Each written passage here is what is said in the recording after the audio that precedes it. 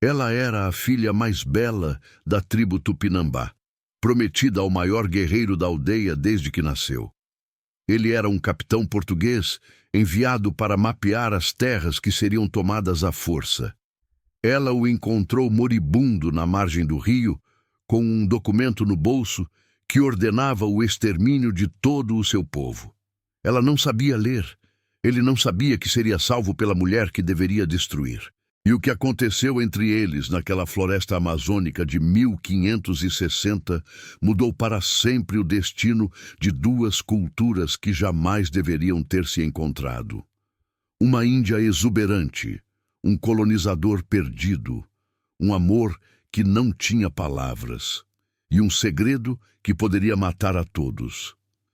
Bem-vindos ao Raízes de Amor, onde vocês mergulham em histórias que ardem como fogueiras ancestrais e tocam lugares da alma que vocês nem sabiam que existiam. Hoje segurem firme nas raízes da terra, porque esta não é apenas uma história de amor impossível. É a história de como o Brasil nasceu da dor e da paixão, do sangue derramado e dos corações que se recusaram a odiar. É sobre uma Índia que salvou seu inimigo e descobriu que o amor verdadeiro não precisa de palavras para ser entendido. Digam nos comentários seus nomes e de qual canto deste Brasil imenso vocês estão nos acompanhando. Porque hoje revelamos como uma filha da floresta e um filho do mar criaram raízes que até hoje correm nas veias de milhões de brasileiros. Inscrevam-se agora, ativem o sino, porque vocês não vão querer perder um segundo desta jornada que vai incendiar suas almas. Preparem-se para conhecer Ailane, a Índia que ousou amar o impossível, e Rafael, o português que descobriu sua humanidade nos olhos de quem deveria conquistar. O rio Amazonas corria como uma serpente infinita sob o céu de 1560. Suas águas escuras carregavam segredos de milhares de anos, histórias de povos que ali viviam desde antes do tempo ter nome. Nas margens cobertas de vegetação tão densa que parecia um muro vivo, uma jovem índia caminhava com os pés descalços, afundando na lama macia. Seu nome era Ailane, que na língua de seu povo significava grande árvore, e ela carregava esse nome como uma profecia.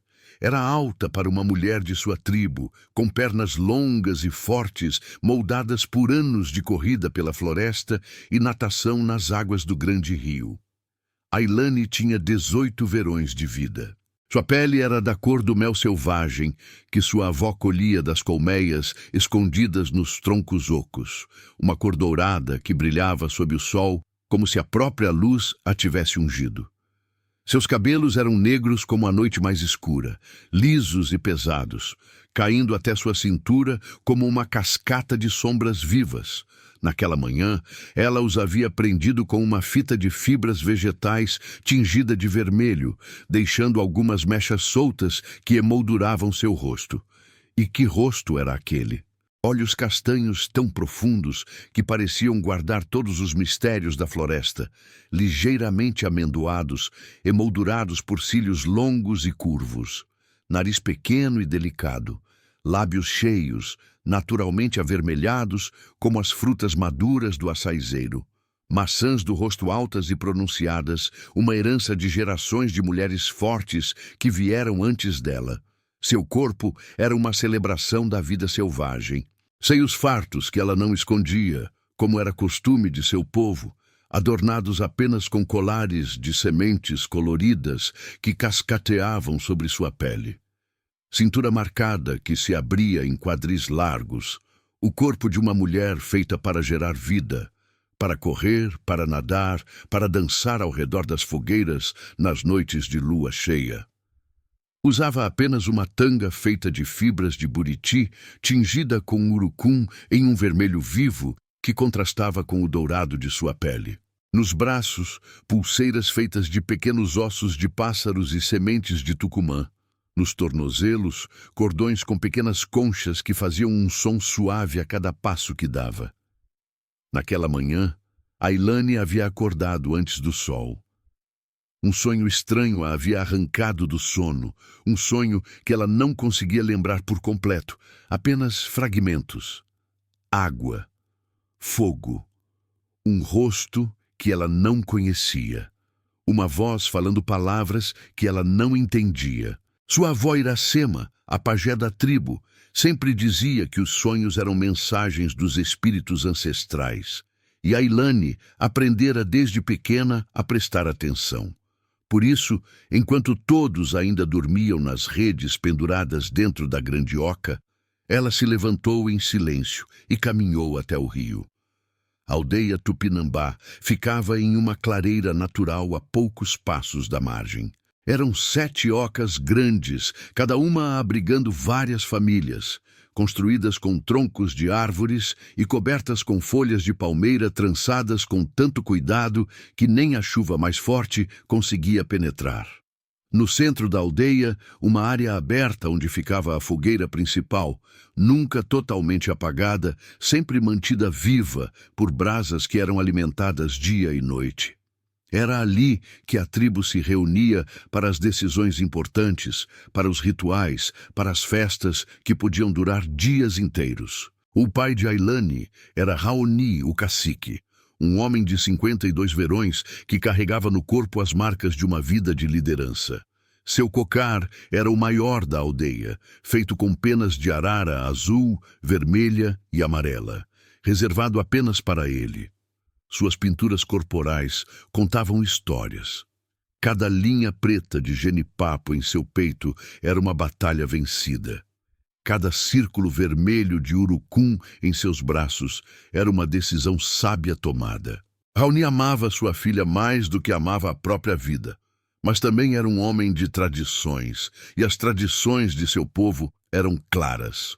Ailane estava prometida a Cauã, o maior guerreiro da tribo, desde o dia em que seus primeiros dentes nasceram.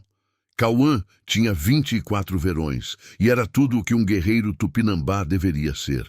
Seu corpo era esculpido como se os próprios deuses da floresta o tivessem moldado. Músculos que se moviam sob a pele como cobras vivas. Ombros largos que pareciam capazes de carregar o peso do mundo. Sua cabeça era parcialmente raspada nas laterais, deixando apenas uma crista central de cabelos negros que ele adornava com penas de gavião.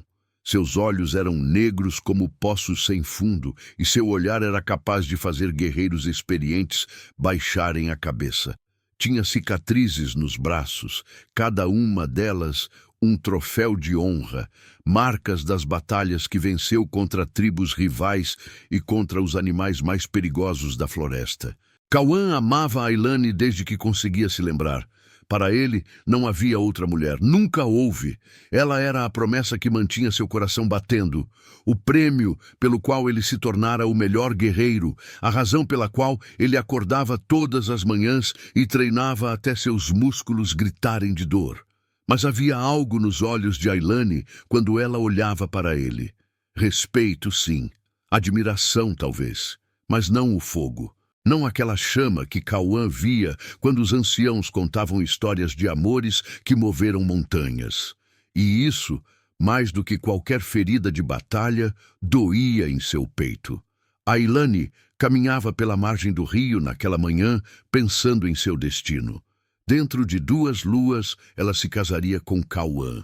Deixaria a oca de seu pai e iria morar com a família do guerreiro. Teria seus filhos. Cuidaria de sua casa. Seguiria o caminho que todas as mulheres de sua tribo haviam seguido antes dela. Era um bom caminho. Um caminho seguro. Cauã era forte. Seria um bom provedor. Ele a trataria bem. Ela sabia disso. Mas por que então seu coração parecia tão pesado? Por que quando fechava os olhos e tentava imaginar seu futuro, via apenas névoa? Sua avó Iracema, a pajé, era a única pessoa para quem Ailane confessara esses pensamentos. A velha mulher de 70 verões, com cabelos brancos como algodão e olhos que pareciam ver além do visível, havia escutado em silêncio. Depois, havia segurado as mãos da neta e dito palavras que Ailane ainda não compreendia completamente. Os espíritos me mostraram seu caminho, pequena árvore, e ele não é reto como você imagina. Há uma curva que você ainda não vê, um rio que você ainda não cruzou, um fogo que você ainda não sentiu, mas quando sentir, não tenha medo. Alguns destinos precisam ser queimados para que outros possam nascer das cinzas. Ailane pensava nessas palavras enquanto seus pés a levavam rio abaixo, para além do território onde costumava pescar. A floresta ao seu redor estava viva com sons.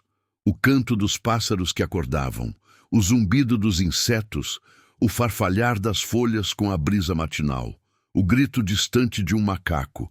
Ela conhecia cada um desses sons como conhecia a própria respiração. Mas então ouviu algo diferente, algo que não pertencia àquele lugar. Era um som baixo, quase um gemido, vindo de algum lugar à frente. Ailane parou imediatamente. Seus sentidos, aguçados por uma vida na floresta, entraram em alerta. Poderia ser uma onça ferida, perigosa e imprevisível. Poderia ser uma cobra grande demais para enfrentar sozinha. Poderia ser uma armadilha de uma tribo inimiga. Lentamente, ela se abaixou e pegou uma pedra afiada que usava para cortar cipós. Não era muito, mas era melhor do que nada. Aproximou-se em silêncio, cada passo calculado, cada movimento medido. A vegetação se abria em uma pequena praia de areia clara, um dos poucos pontos onde o rio permitia acesso fácil à margem. E ali, caído sobre a areia como um peixe atirado para fora da água, estava uma criatura que Ailane nunca tinha visto antes.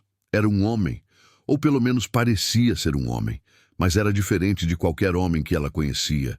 Sua pele era clara, tão clara que parecia doente, da cor da lua quando está cheia no céu. Tinha pelos no rosto, muitos pelos, formando uma barba escura que cobria seu queixo e bochechas. Seus cabelos eram de um castanho que lembrava a casca das árvores, ondulados e emaranhados, chegando até os ombros. Vestia roupas estranhas, tecidos que ela não reconhecia. Uma camisa branca rasgada e suja de algo vermelho que ela identificou imediatamente como sangue. Ailane ficou paralisada por um longo momento, o coração batendo tão forte que ela podia ouvi-lo nos ouvidos. Ela havia ouvido histórias sobre essas criaturas. Os mais velhos da tribo falavam deles com medo e raiva na voz. Os homens que vinham do mar em grandes canoas com asas, os homens de fogo, como alguns os chamavam, porque traziam consigo bastões que cuspiam fogo e morte.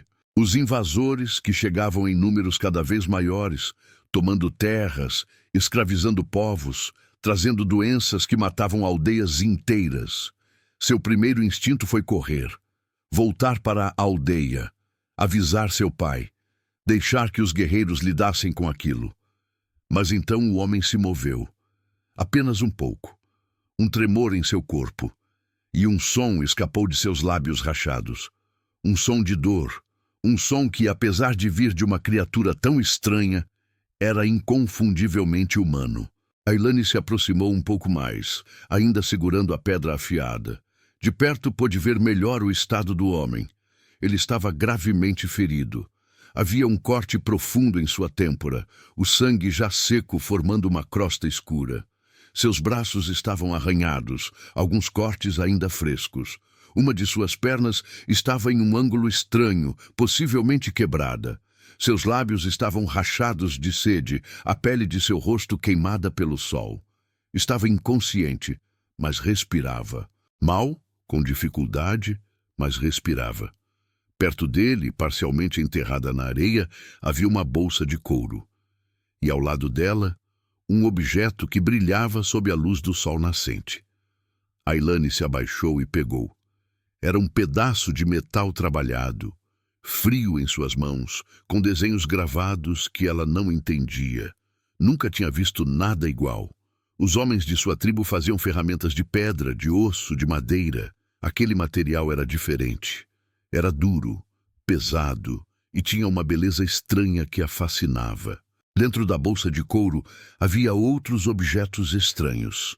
pergaminhos enrolados com marcas que pareciam formigas marchando em fileiras organizadas. Um pequeno instrumento redondo com uma agulha que se movia sozinha, sempre apontando para a mesma direção. Um frasco de vidro, vazio, e no fundo um documento maior, dobrado e selado com algo vermelho e duro. Ailane não sabia o que eram aquelas coisas. Não sabia ler as palavras escritas nos pergaminhos. Não entendia que a bússola era um instrumento de navegação.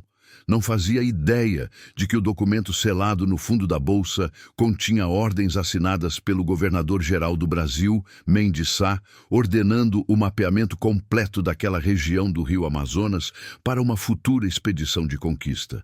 Não sabia que aquele documento especificava que todas as tribos encontradas deveriam ser subjugadas ou exterminadas, e que suas terras seriam divididas entre os colonos portugueses que viriam em seguida. Tudo o que Ailane sabia naquele momento era que havia um ser vivo diante dela, um ser que respirava com dificuldade, um ser que morreria se ela o deixasse ali. E apesar de todas as histórias que havia ouvido, apesar de todo o medo que seu povo sentia dos homens de fogo, algo dentro dela não conseguia simplesmente virar as costas e ir embora. Sua avó sempre dizia que os espíritos testavam as pessoas nos momentos mais inesperados, que era fácil ser bom quando tudo era fácil, mas que a verdadeira bondade se revelava nas escolhas difíceis, nos momentos em que ninguém estava olhando, nas decisões que podiam mudar tudo. Ailane olhou para o homem caído na areia. Olhou para a floresta atrás dela, o caminho de volta para a segurança de sua aldeia. Olhou para o rio que corria indiferente, testemunha silenciosa de tudo o que acontecia em suas margens há milhares de anos. Então tomou uma decisão que mudaria para sempre não apenas sua vida, mas o destino de duas culturas que o oceano havia separado até aquele momento. Ela decidiu salvá-lo. Não seria fácil. O homem era grande, muito maior do que ela. Ailane era forte, mas movê-lo sozinha seria quase impossível, e ela não podia levá-lo para a aldeia. Se os guerreiros o vissem, especialmente Cauã, ele seria morto antes que pudesse abrir os olhos. Precisava de outro lugar, um lugar seguro, um lugar onde pudesse cuidar dele até entender o que fazer em seguida. Havia uma gruta. Ailane a descobrira quando era apenas uma menina, brincando de esconde-esconde com as outras crianças da aldeia. Ficava a montante do rio, escondida atrás de uma cortina de cipós e samambaias, invisível para quem não soubesse que estava ali. Dentro havia espaço suficiente para várias pessoas e um pequeno córrego de água fresca que escorria pelas paredes de pedra. Ailane nunca havia contado a ninguém sobre aquele lugar. Era seu segredo, seu refúgio para os dias em que precisava ficar sozinha com seus pensamentos. Agora seria o esconderijo para o homem mais perigoso que ela já havia encontrado. Primeiro, ela o arrastou para a sombra das árvores para que o sol não castigasse ainda mais sua pele já queimada. Depois, correu até o rio e trouxe água em suas mãos em concha, deixando que algumas gotas caíssem sobre os lábios rachados do homem. Ele engoliu por instinto, mesmo inconsciente, e ela sentiu um pequeno alívio. Pelo menos estava vivo o suficiente para isso. Levou a manhã inteira para arrastá-lo até a gruta.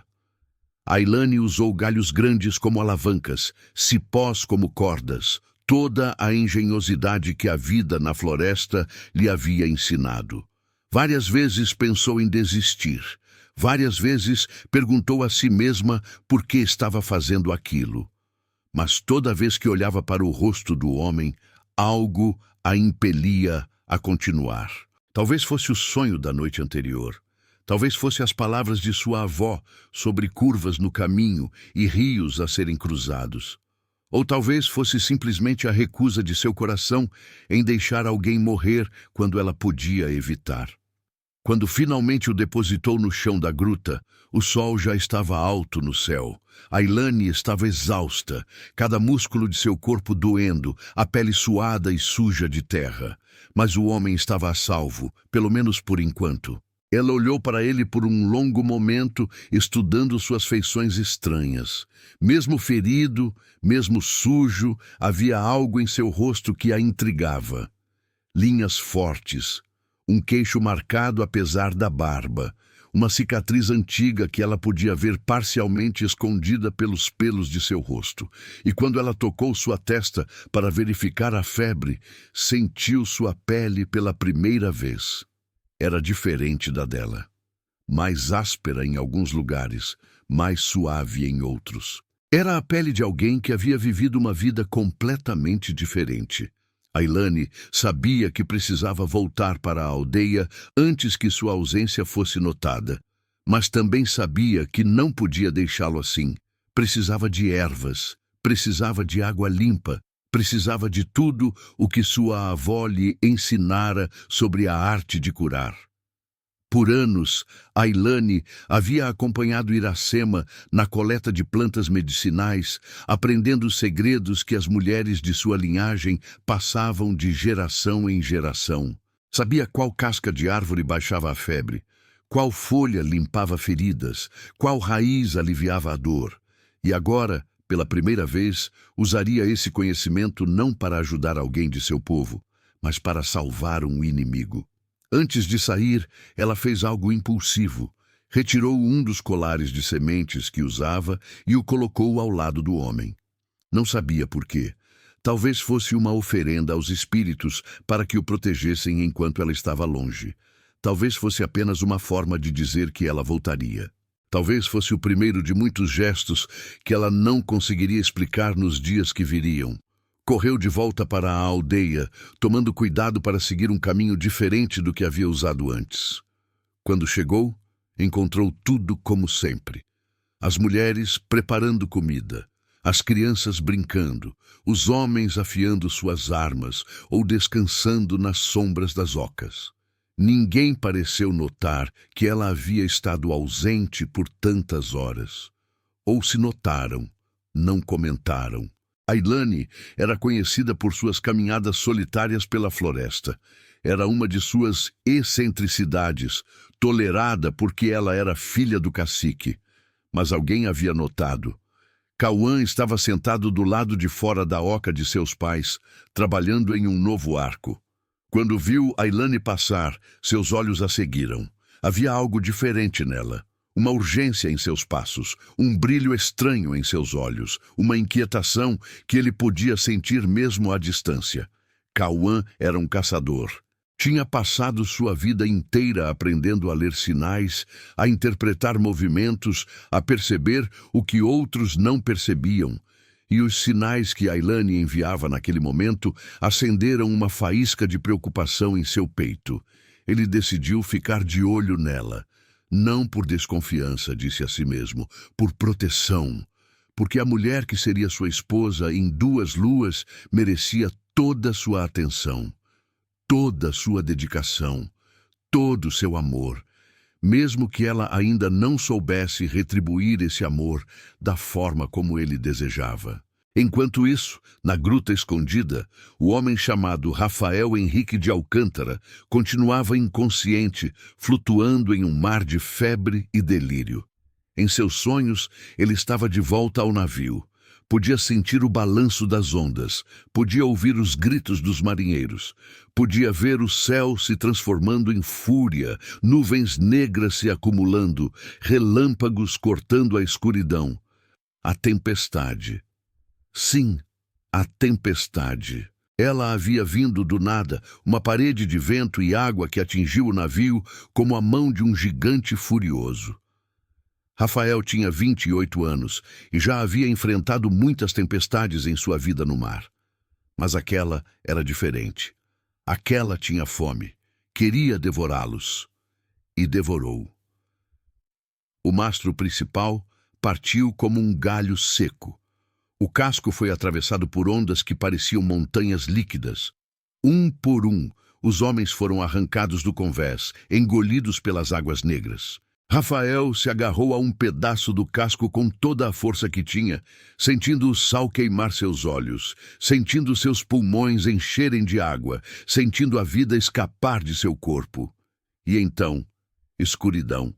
Não sabia quanto tempo havia flutuado, não sabia como havia chegado à margem, não sabia se estava vivo ou morto. Em seus delírios via rostos. O rosto de seu pai, que o havia mandado para aquela missão com um aperto de mão frio e palavras de dever. O rosto do padre Domingos, que o acompanhara na viagem, com seus olhos calculistas e sua fé, que parecia mais ganância do que devoção. O rosto do governador-geral, que o havia escolhido pessoalmente para mapear o grande rio, prometendo terras e títulos quando a conquista estivesse completa. E entre esses rostos conhecidos, um rosto novo. Um rosto que ele não conseguia definir completamente. Olhos escuros, pele dourada, lábios que se moviam em palavras que ele não entendia. Um anjo, um demônio ou algo completamente diferente. Quando finalmente seus olhos se abriram, horas depois, a primeira coisa que viu foi o teto de pedra da gruta. Tentou se mover, mas a dor explodiu em seu corpo como fogo. Sua perna, sua cabeça, seus braços, tudo doía. Cada respiração era um esforço. Cada pensamento, uma luta contra a névoa que queria arrastar sua mente de volta para a escuridão. Ele virou a cabeça, lentamente, e viu que não estava sozinho. Ali, ao seu lado, havia uma tigela de barro cheia de água, folhas verdes que ele não reconhecia, um colar de sementes coloridas, e no chão de terra, marcas de pegadas pequenas. Alguém havia estado ali. Alguém havia cuidado dele. Mas quem? E onde, em nome de Deus, ele estava? Os dias seguintes foram um borrão de febre, dor e breves momentos de lucidez.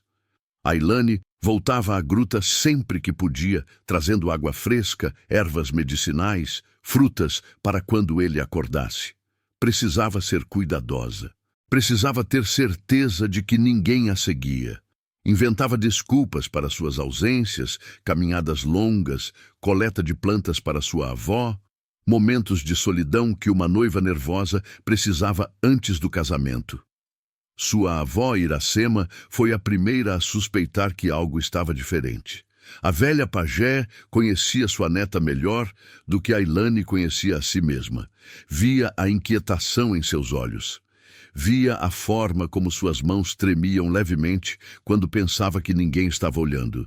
Via o cuidado extra que ela dedicava à preparação das ervas curativas, escolhendo apenas as melhores folhas, as raízes mais fortes. Uma manhã, quando Ailane saiu mais cedo que o normal, Iracema a chamou. A velha mulher estava sentada na entrada de sua oca, seus cabelos brancos brilhando sob a luz do amanhecer. Apesar de sua idade, seus olhos eram vivos e penetrantes, capazes de ver verdades que outros preferiam esconder. Ela fez um gesto para que Ailane se sentasse ao seu lado, e a jovem obedeceu, o coração batendo um pouco mais rápido. Iracema não disse nada por um longo momento. Apenas olhou para o horizonte, onde o sol começava a pintar o céu de rosa e dourado. Quando finalmente falou, sua voz era suave como o vento entre as folhas. Os espíritos estão inquietos, ela disse. Eles me mostraram coisas estranhas nos sonhos. Água misturada com fogo, penas de arara sobre pele da cor da lua. Uma grande árvore que estende seus galhos para abraçar algo que vem do mar. Ailane sentiu o sangue gelar em suas veias. Sua avó sempre teve o dom de ver além do visível, mas nunca imaginou que os espíritos revelariam seu segredo tão rapidamente. Iracema virou-se para olhar diretamente nos olhos de sua neta. Não havia julgamento em seu olhar. Apenas uma compreensão profunda, a sabedoria de alguém que havia vivido o suficiente para saber que a vida raramente segue os caminhos que planejamos. Quando os espíritos me mostraram seu caminho, pequena árvore, eu não entendi. Agora começo a entender. Você encontrou algo na margem do rio, algo que todos nos disseram para temer, algo que você deveria ter deixado morrer. Ailane abriu a boca para responder, mas Iracema levantou a mão pedindo silêncio. Não precisa me contar. Eu já sei. e sei também que você não fará diferente, não importa o que eu diga. Porque assim são os grandes rios. Eles não podem mudar seu curso apenas porque alguém pede. Eles seguem para onde devem seguir. A velha pajé pegou a mão de Ailane e apertou com força surpreendente para alguém de sua idade. Mas escute suas palavras, criança, e não esqueça. O homem que você salvou pode trazer a destruição sobre nossa aldeia. Seu povo tem fome de terra, fome de ouro, fome de almas para seu Deus estrangeiro. Eles já tomaram povos inteiros ao sul, já transformaram guerreiros livres em escravos, já queimaram aldeias como quem queima ervas daninhas. E ele, esse homem que você esconde, pode ser a chave que abre a porta para tudo isso. As lágrimas começaram a escorrer pelo rosto de Ailane. Pela primeira vez, a realidade do que estava fazendo a atingiu com toda a sua força. Então por que me deixa continuar, avó? Por que não conta ao meu pai? Iracema sorriu, um sorriso triste e sábio. Porque os espíritos também me mostraram outra coisa. Mostraram que às vezes é preciso plantar uma semente no escuro para que ela possa crescer em direção à luz. Mostraram que o caminho mais perigoso pode ser o único que leva à salvação. E mostraram que você, minha pequena grande árvore, tem um papel a cumprir que está além de qualquer coisa que eu possa entender. Só prometa uma coisa, o que for. Quando chegar a hora de escolher entre seu povo e seu coração, pense bem, porque algumas escolhas não podem ser desfeitas e algumas feridas nunca cicatrizam. Ailane acenou com a cabeça, as lágrimas ainda correndo. Abraçou sua avó com força, sentindo os ossos frágeis sob a pele enrugada, sentindo o cheiro de ervas e fumaça que sempre acompanhava Iracema.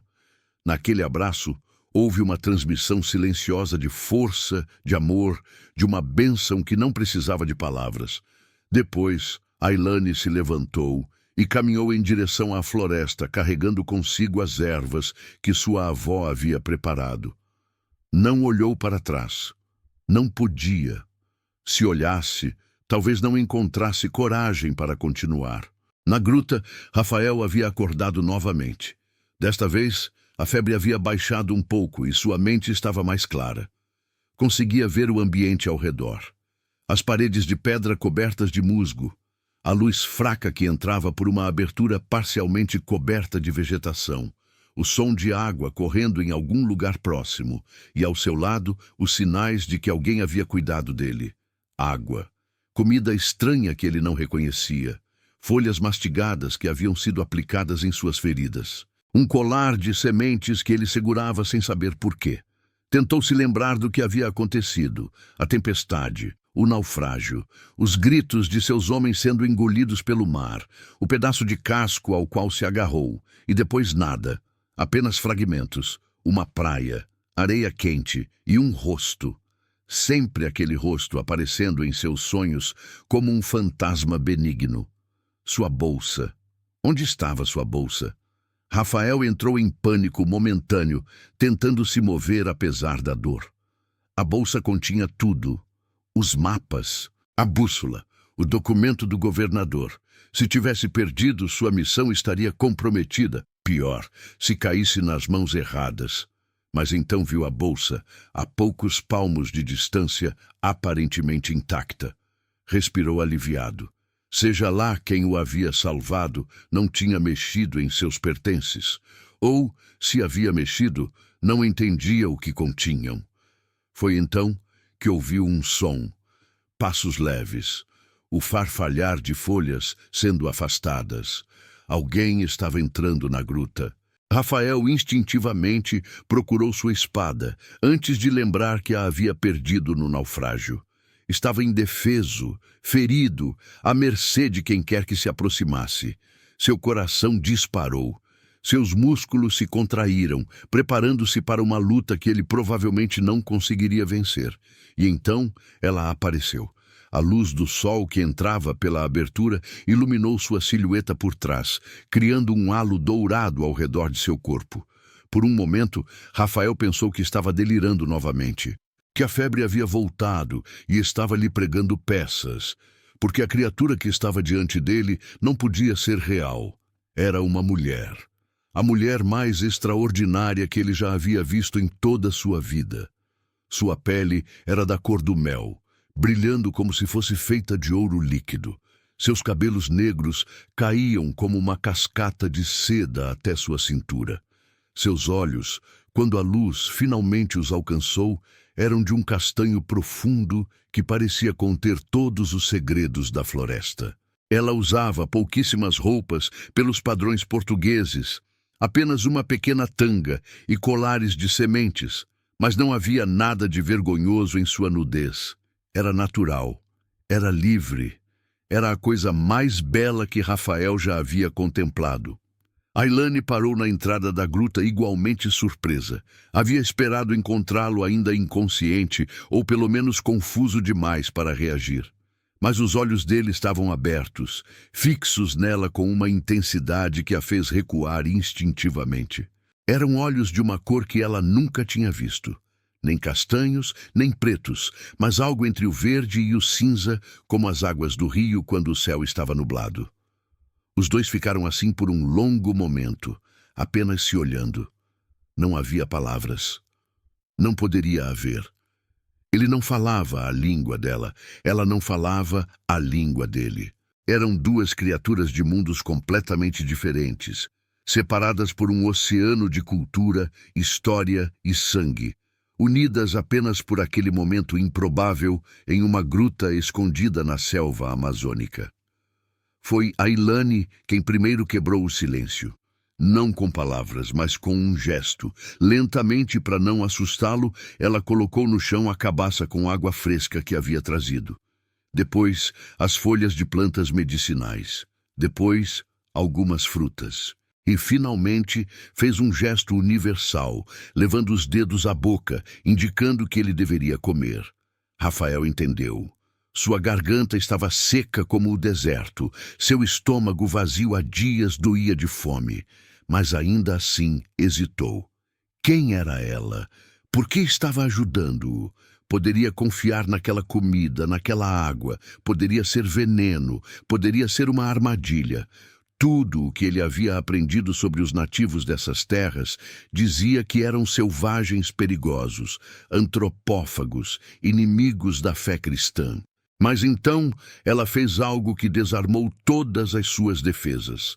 Pegou uma das frutas que havia trazido, deu uma mordida e ofereceu o resto a ele. Era um gesto tão simples, tão humano. Era a prova de que a comida era segura. E mais do que isso, era uma oferenda de confiança. Ela estava literalmente partindo o pão com ele. Rafael aceitou a fruta. Era algo que ele nunca havia provado antes, doce e suculento, com um sabor que explodiu em sua língua privada de qualquer prazer há dias. Comeu vorazmente, esquecendo toda a etiqueta que havia aprendido na corte portuguesa. Bebeu a água em grandes goles, sentindo-a descer como néctar por sua garganta ressecada. E durante todo esse tempo, ela apenas observava, com uma expressão que ele não conseguia decifrar.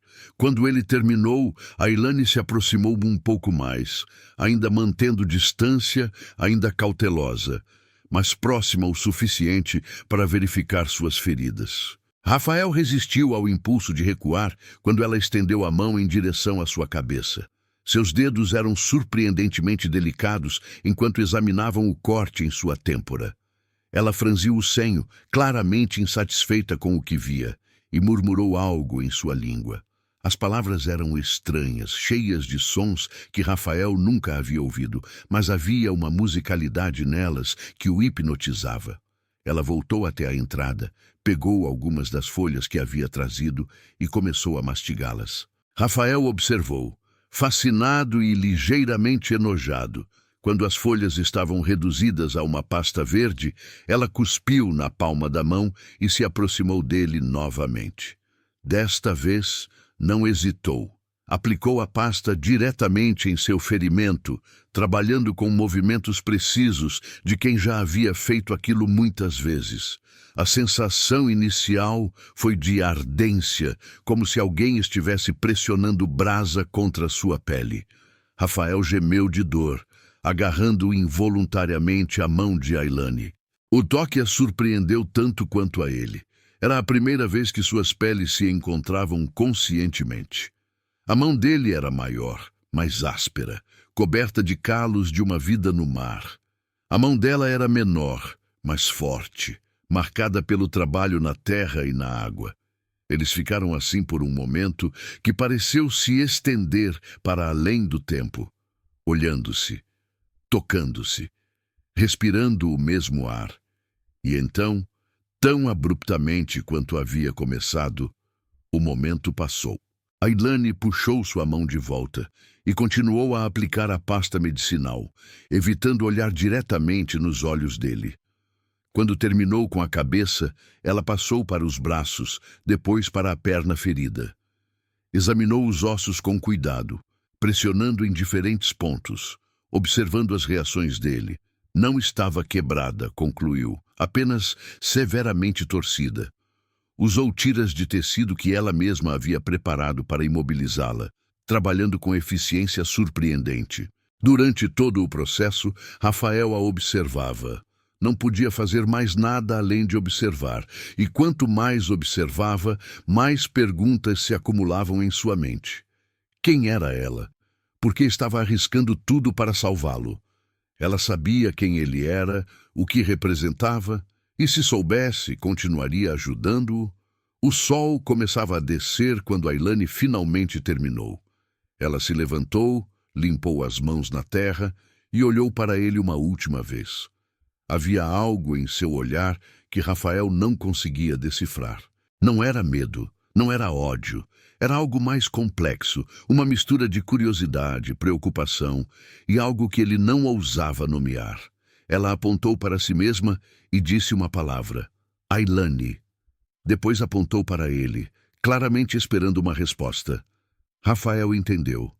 Um nome. Ela estava lhe dizendo seu nome. Ailane, ele repetiu, saboreando a forma como a palavra se formava em seus lábios. Era um nome bonito. Estranho para seus ouvidos portugueses, mas bonito. Combinava com ela. Então apontou para si mesmo, Rafael. Ela franziu levemente o senho, tentando reproduzir o som. O que saiu foi algo como Ra-Fei, com uma entonação completamente diferente. Mas era o bastante. Eles haviam trocado nomes. Haviam dado o primeiro passo no longo caminho que os esperava. Antes de sair, Ailane fez mais um gesto, colocou a mão sobre o próprio coração, depois apontou para ele e, finalmente, fez um movimento circular ao redor da gruta. Rafael interpretou como uma promessa. Ela voltaria. Ela cuidaria dele. Pelo menos por enquanto, ele não estava mais sozinho. Quando ela desapareceu pela abertura, levando consigo a luz do entardecer, Rafael ficou deitado no escuro da gruta, pensando em tudo o que havia acontecido. Uma índia salvando um português, uma nativa cuidando de um invasor. Era o oposto de tudo o que ele havia sido ensinado a esperar. E, no entanto, ali estava ele, vivo por causa dela. Olhou para a bolsa ao seu lado. Dentro dela, o documento que poderia selar o destino do povo dela. Uma ordem de mapeamento que era, na verdade, uma ordem de conquista. Uma autorização para tomar terras, escravizar corpos, destruir culturas. Ele era um soldado, um capitão, tinha um dever a cumprir, uma missão a completar. Todo o seu treinamento, toda a sua educação, toda a sua vida o havia preparado para ser um instrumento do Império Português. Mas quando fechou os olhos naquela noite, não foi o rosto do rei que viu. Não foi a bandeira de Portugal, nem os mapas que precisava completar, nem as terras que precisava reivindicar. Foi o rosto de Ailane, seus olhos castanhos, seus lábios cheios, o toque de suas mãos em suas feridas, a forma como ela havia dividido a fruta com ele, e pela primeira vez em sua vida, Rafael de Alcântara, capitão da expedição de mapeamento do rio Amazonas, começou a questionar tudo em que acreditava. Os dias que se seguiram estabeleceram uma rotina silenciosa entre os dois. Ailane vinha pela manhã, trazendo comida e remédios, verificando os ferimentos de Rafael, certificando-se de que ele estava se recuperando. Ficava por algumas horas, trabalhando em silêncio, sempre mantendo uma distância respeitosa. E quando o sol começava a descer, ela partia, deixando-o sozinho com seus pensamentos e a escuridão da gruta. A comunicação entre eles era primitiva, mas surpreendentemente eficaz. Gestos, expressões faciais, desenhos na terra do chão. Lentamente eles começaram a construir uma linguagem própria, uma ponte feita de pequenos entendimentos que atravessava o abismo entre seus mundos. Rafael aprendeu que a fruta doce que ela trazia se chamava açaí e que era colhida de palmeiras altas por guerreiros que escalavam os troncos sem medo. Aprendeu que a pasta verde que ela aplicava em suas feridas era feita de uma planta chamada copaíba, cujo óleo tinha poderes curativos que a ciência portuguesa ainda não conhecia. Aprendeu que quando ela cantarolava baixinho enquanto trabalhava, era uma canção de cura que sua avó lhe havia ensinado, pedindo aos espíritos da floresta que afastassem a doença e trouxessem a saúde. Ailane, por sua vez, aprendeu que ele vinha de uma terra muito distante, do outro lado do grande oceano.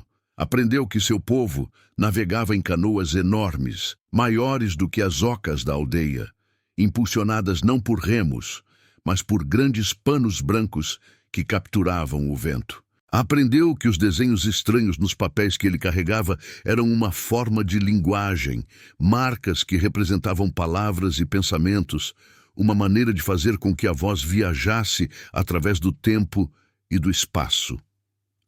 Isso a fascinava mais do que qualquer outra coisa. A ideia de capturar pensamentos em marcas, de guardar histórias em folhas. Os Tupinambá tinham suas próprias formas de preservar conhecimento, através de canções passadas de geração em geração, através de pinturas corporais que contavam histórias, através das palavras dos pajés que guardavam a memória da tribo. Mas a ideia de escrever, de criar um registro permanente que qualquer um pudesse ler, era completamente nova para ela. Uma tarde, quando Rafael já estava forte o suficiente para se sentar, ele pegou um graveto e começou a fazer marcas na terra. Ailane observava, inicialmente confusa, mas logo entendendo que ele estava tentando ensinar algo. Ele desenhou o sol, apontou para ele, disse sol, e depois apontou para o sol real que brilhava lá fora. Ela repetiu a palavra com seu sotaque único e sorriu quando ele acenou aprovando. Foi assim que começou. Aos poucos, palavra por palavra, gesto por gesto, eles construíram um vocabulário compartilhado. Água, comida, dor, bem, mal, dia, noite e, eventualmente, palavras mais complexas. Obrigado. Por favor, como você se chama? De onde você vem? Para cada palavra portuguesa que ela aprendia, ele aprendia uma palavra em tupi. Descobriu que o rio se chamava Paranã, o grande mar de água doce, que a floresta era chamada de Caá, um mar verde que cobria o mundo conhecido, que o céu era Ibac, onde viviam os espíritos dos ancestrais, e que a palavra para amor era Porazei, uma palavra que ele ainda não ousava usar, mas que ecoava em sua mente toda vez que olhava para ela. Na aldeia, a vida continuava como sempre. As mulheres plantavam e colhiam, os homens caçavam e pescavam, as crianças brincavam e aprendiam. O cacique Raoni presidia as assembleias e tomava as decisões importantes. E Cauã, o guerreiro prometido a Ailane, sentia sua desconfiança crescer a cada dia que passava. Ele a vigiava, não de forma óbvia, não como um predador espreita uma presa, mas com a paciência de quem sabe que a verdade eventualmente se revela. Via quando ela se esgueirava pela manhã, antes que os outros acordassem. Via a direção que ela tomava, sempre a mesma, sempre rio acima. Via quando ela voltava, horas depois, com algo diferente em seus olhos, algo que não estava ali antes. Cauã não era um homem de muitas palavras, nunca havia sido. Preferia ação a discurso, certeza a especulação. Mas algo em seu instinto de guerreiro lhe dizia que havia um perigo se aproximando. Algo que ia além das ameaças normais da floresta. Algo que poderia destruir não apenas a promessa de casamento, mas muito mais.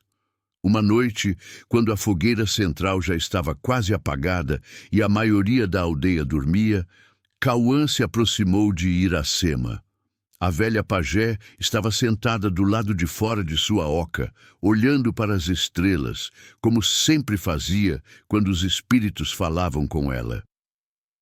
"Você sabe de algo, avó?" disse ele, usando o termo de respeito que todos usavam para a pajé. "Sabe de algo sobre Ailane?" Iracema não se virou para olhá-lo. Continuou com os olhos fixos no céu, onde as constelações que seu povo conhecia há milhares de anos brilhavam em sua dança eterna. "Eu sei de muitas coisas, jovem guerreiro. Sei que você a ama mais do que seu coração pode suportar. Sei que ela ainda não aprendeu a amar você da mesma forma. E sei que há tempestades se formando no horizonte, tempestades que mudarão tudo o que conhecemos." Cauã cerrou os punhos. "Diga-me o que está acontecendo. Se há perigo, eu preciso saber. Eu posso protegê-la." Finalmente, Iracema se virou para encará-lo. Seus olhos velhos brilhavam com a luz das brasas moribundas. "Alguns destinos não podem ser mudados, Cauã. Alguns caminhos precisam ser percorridos até o fim, não importa quão dolorosos sejam. E às vezes, a maior proteção que podemos oferecer a quem amamos é deixá-los livres para encontrar seu próprio caminho." Cauã abriu a boca para responder, mas Iracema levantou a mão, silenciando-o. "Mas escute bem, guerreiro. Haverá um momento em que sua força será necessária. Um momento em que você terá que escolher entre o orgulho ferido e o amor verdadeiro. E nesse momento, lembre-se de que o maior guerreiro não é aquele que vence todas as batalhas, mas aquele que sabe quais batalhas valem a pena lutar." Ela se levantou com uma agilidade surpreendente para alguém de sua idade e desapareceu dentro da oca, deixando Cauã sozinho com seus pensamentos e uma inquietação que não o deixaria dormir naquela noite. Enquanto isso, na gruta, Rafael e Ailane compartilhavam um momento que mudaria para sempre a natureza de sua relação. Havia sido um dia difícil para ele. A febre havia voltado, mais forte do que antes. E por horas ele havia delirado, falando em sua língua estranha, chamando nomes que ela não reconhecia, revivendo lembranças que ela não podia compartilhar. Ailane não saíra de seu lado. Trouxe panos molhados para refrescar sua testa. Fez chá de ervas que sua avó usava para as febres mais fortes. E quando nada parecia funcionar, ela fez algo que nunca havia feito antes. Deitou-se ao lado dele, envolvendo seu corpo quente com o frescor do seu, usando seu próprio calor para combater a febre que o consumia. Não sabia explicar por que fez isso. Não era algo que sua tribo costumava fazer. Não era algo que ela havia aprendido com sua avó. Era simplesmente um instinto, uma necessidade de fazer alguma coisa, qualquer coisa, para ajudá-lo. E funcionou. Aos poucos, a febre foi cedendo. Sua respiração se acalmou. Seus delírios se transformaram em sono pacífico. Quando Rafael acordou, horas depois, a primeira coisa que sentiu foi o peso leve de um corpo ao seu lado. A primeira coisa que viu foi o rosto de Ailane, dormindo tranquilamente, tão perto que ele podia contar cada um de seus cílios. A primeira coisa que respirou foi o perfume dela, uma mistura de flores selvagens, fumaça de fogueira e algo mais, algo único que era só dela. Ele ficou imóvel por um longo tempo, com medo de se mover e acordá-la, medo de quebrar aquele momento de paz que parecia existir fora do tempo, fora de todas as regras e expectativas que governavam suas vidas. Ali, naquela gruta, não havia Portugal nem tribo Tupinambá. Não havia colonizador nem colonizada. Não havia dever nem tradição. Havia apenas dois seres humanos, abraçados contra o frio da noite, compartilhando o calor de seus corpos. Quando ela finalmente acordou, seus olhos se abriram lentamente, como se estivesse emergindo de um sonho profundo. Por um momento, houve confusão em seu olhar. Depois, reconhecimento. E, finalmente, algo que fez o coração de Rafael parar por um batimento. Um sorriso, pequeno, tímido, mas real. Ela se sentou rapidamente, claramente envergonhada por ter sido encontrada em uma posição tão íntima. Mas não fugiu, não recuou. Apenas ficou ali, sentada ao lado dele, enquanto os dois processavam o que havia acontecido. Obrigado, disse Rafael, usando uma das poucas palavras que ela entendia. Obrigado por tudo. Ailane acenou com a cabeça. E então, surpreendendo a ambos, ela estendeu a mão e tocou o rosto dele. Era um toque suave, quase reverente, seus dedos traçando a linha de sua mandíbula, a curva de sua bochecha, a cicatriz antiga em seu queixo. Rafael fechou os olhos, sentindo cada ponto onde a pele dela tocava a sua. Era uma sensação que ele nunca havia experimentado antes. Não era desejo, pelo menos não apenas desejo. Era algo mais profundo, uma conexão que transcendia o físico, uma compreensão que ia além das palavras. Quando ele abriu os olhos novamente, ela ainda estava ali, olhando para ele com aquela expressão que ele finalmente começava a entender. Não era mais a expressão de uma cuidadora olhando para seu paciente. Era a expressão de uma mulher olhando para um homem. E naquele momento, Rafael soube que estava perdido. Nas semanas que se seguiram, Rafael se recuperou completamente. A perna sarou. Os cortes cicatrizaram. A febre não voltou. Seu corpo estava forte novamente, pronto para enfrentar qualquer desafio que a floresta pudesse apresentar. Mas algo em sua alma havia mudado de uma forma que nenhuma erva medicinal poderia curar. Ele passou a esperar pelas visitas de Ailane com uma ansiedade que beirava o desespero.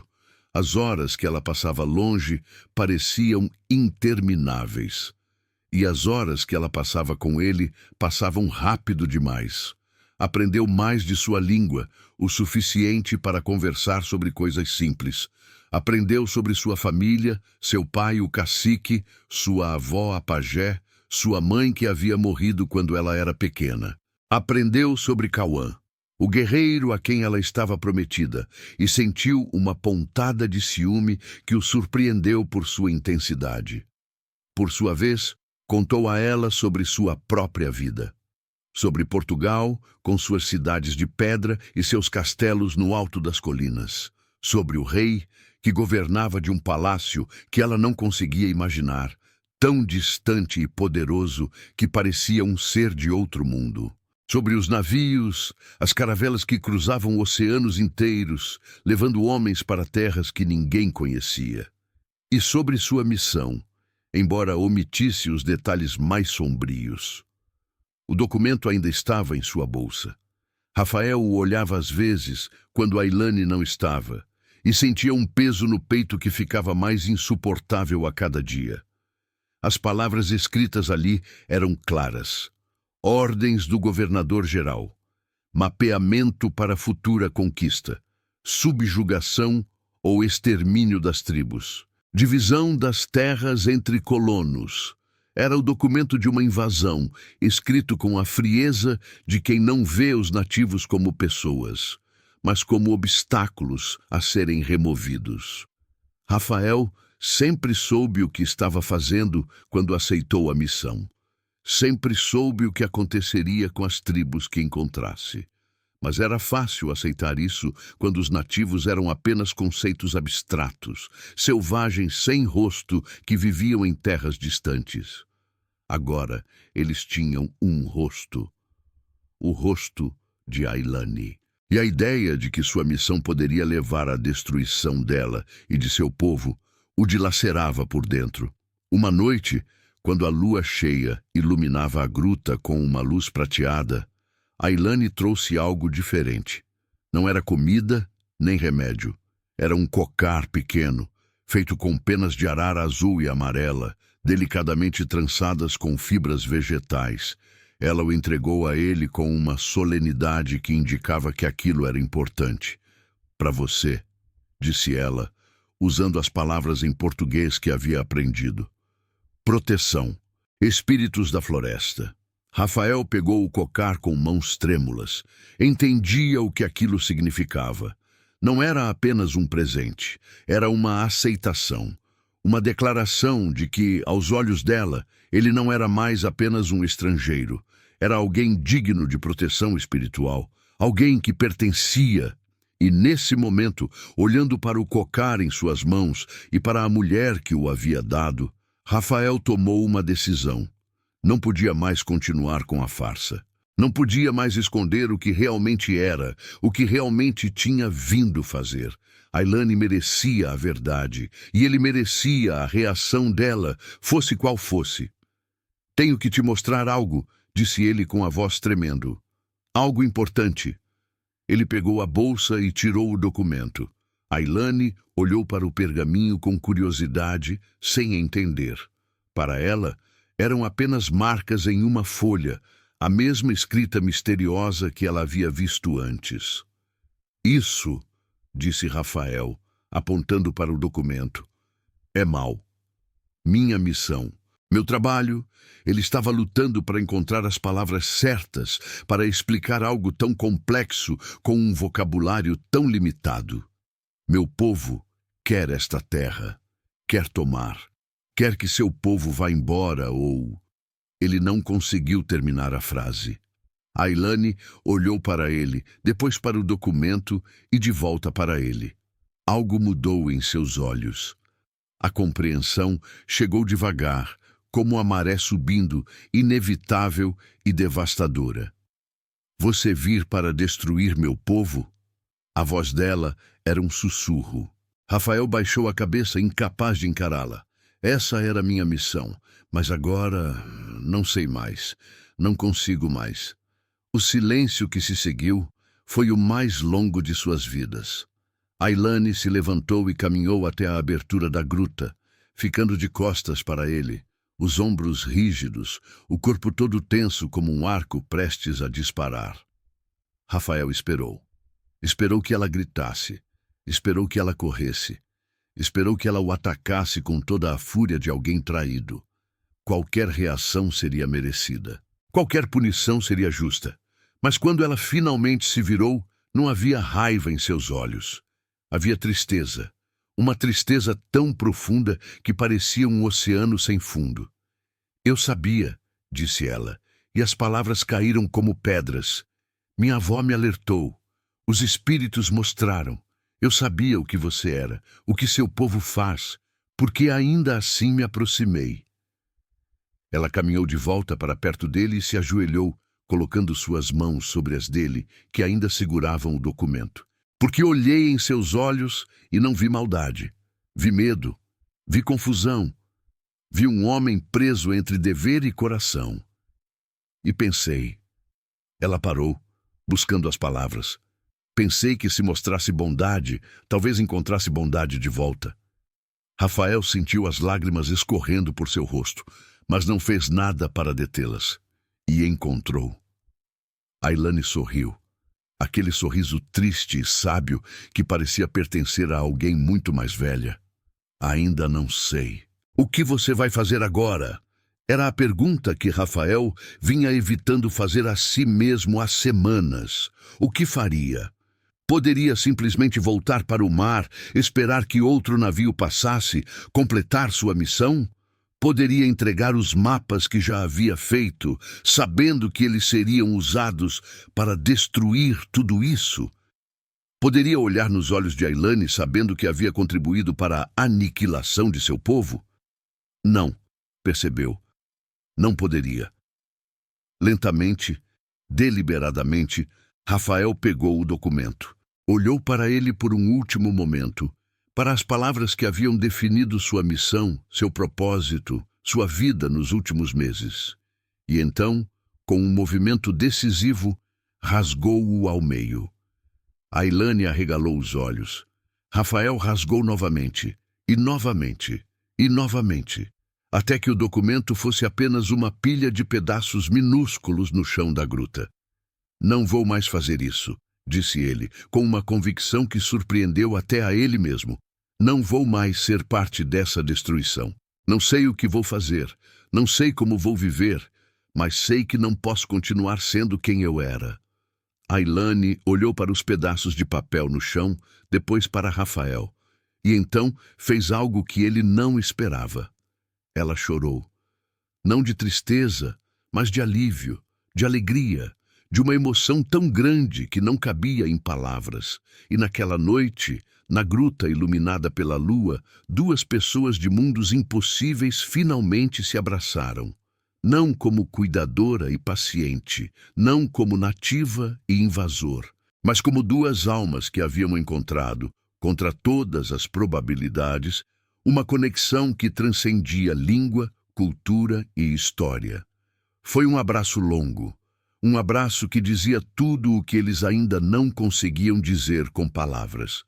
Um abraço que era, ao mesmo tempo, um fim e um começo. Quando finalmente se separaram, Ailane colocou a mão sobre o coração de Rafael. Agora você livre, disse ela, livre para escolher novo caminho. Rafael colocou sua mão sobre a dela. Qualquer caminho que escolher, disse ele, quero que seja ao seu lado. Ailane não respondeu com palavras, apenas sorriu.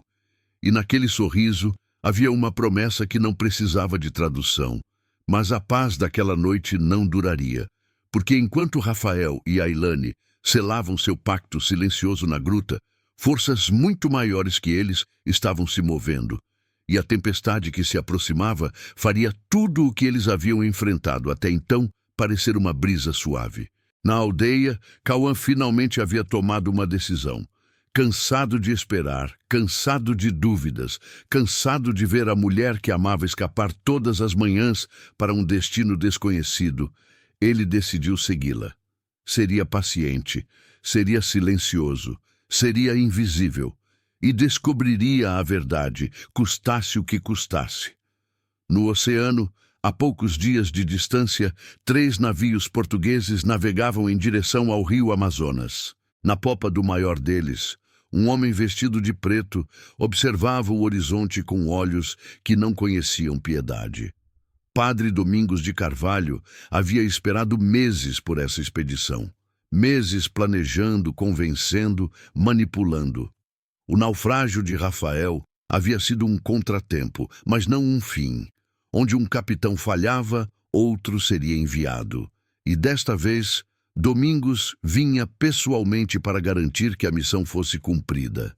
Ele não se importava com mapas nem com rotas de navegação. Sua sede era de algo muito mais valioso.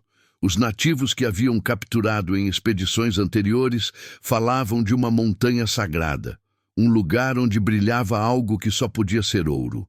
Ouro suficiente para construir catedrais. Ouro suficiente para comprar o favor de reis.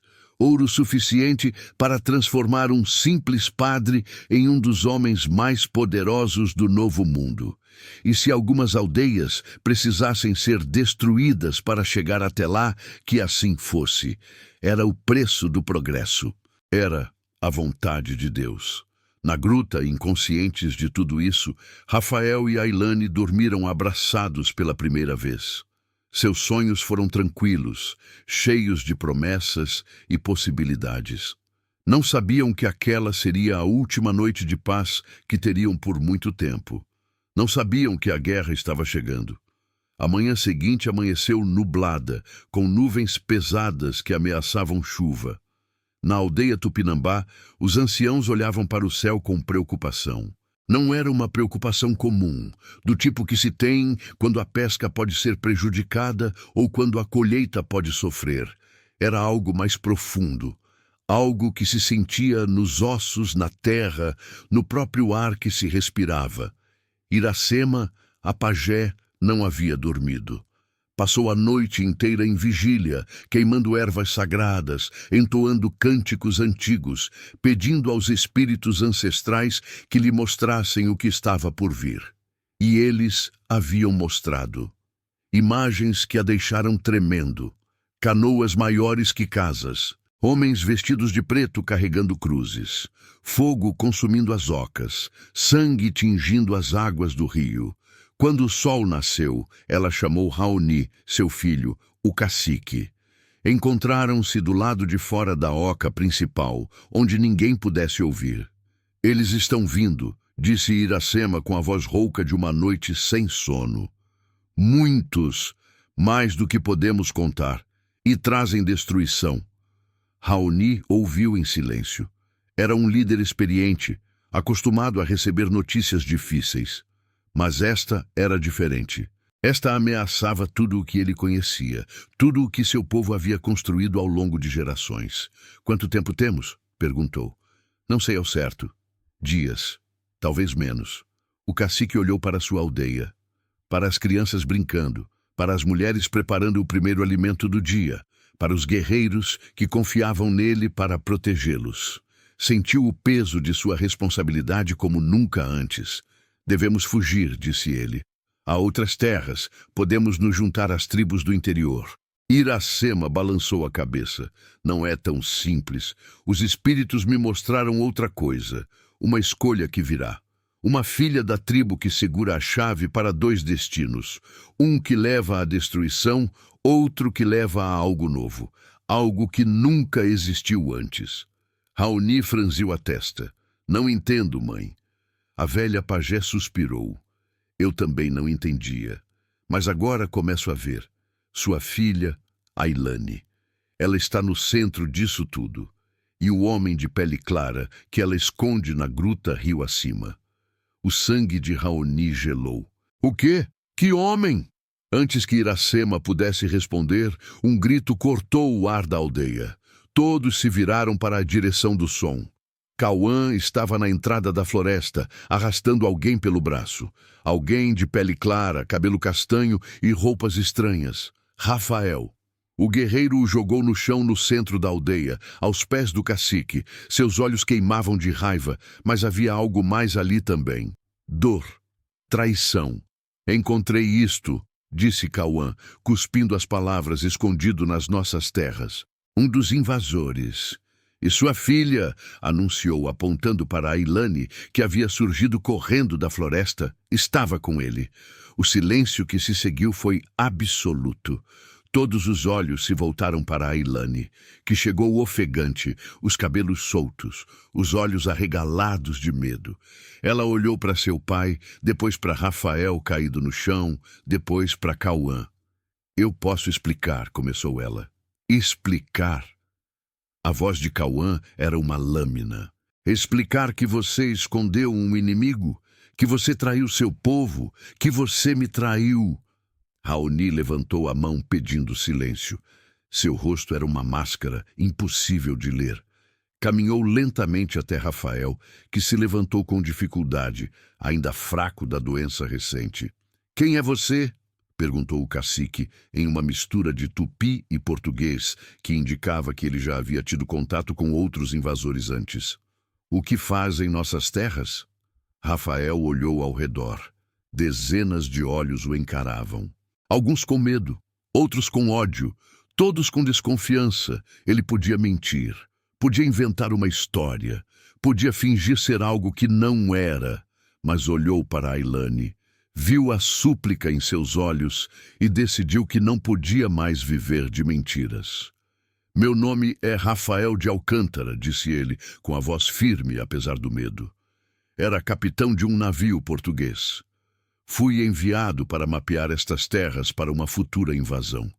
Mas meu navio afundou, e eu teria morrido se sua filha não tivesse me salvado.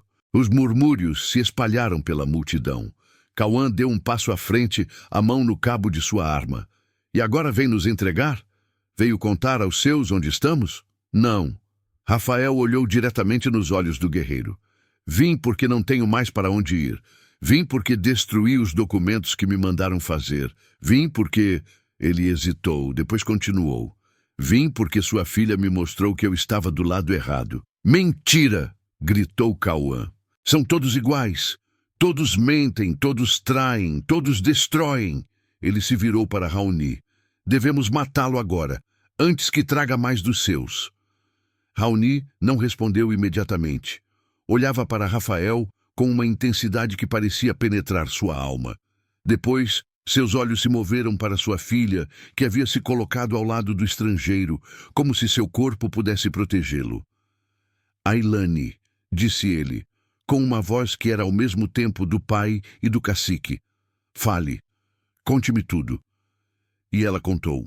Contou como o havia encontrado na margem do rio, mais morto que vivo. Contou como algo em seu coração havia impedido que ela o deixasse morrer. Contou sobre as semanas de cuidado, as palavras trocadas, o entendimento que havia crescido entre eles. E contou sobre a noite anterior, quando Rafael havia rasgado o documento que poderia destruir a aldeia. Ela não implorou, não chorou, não se desculpou. Contou a verdade, toda ela, e deixou que seu povo a julgasse. Quando terminou, o silêncio era pesado como chumbo. Raoni fechou os olhos por um longo momento, como se consultasse espíritos que só ele podia ver. Quando os abriu novamente, sua decisão estava tomada.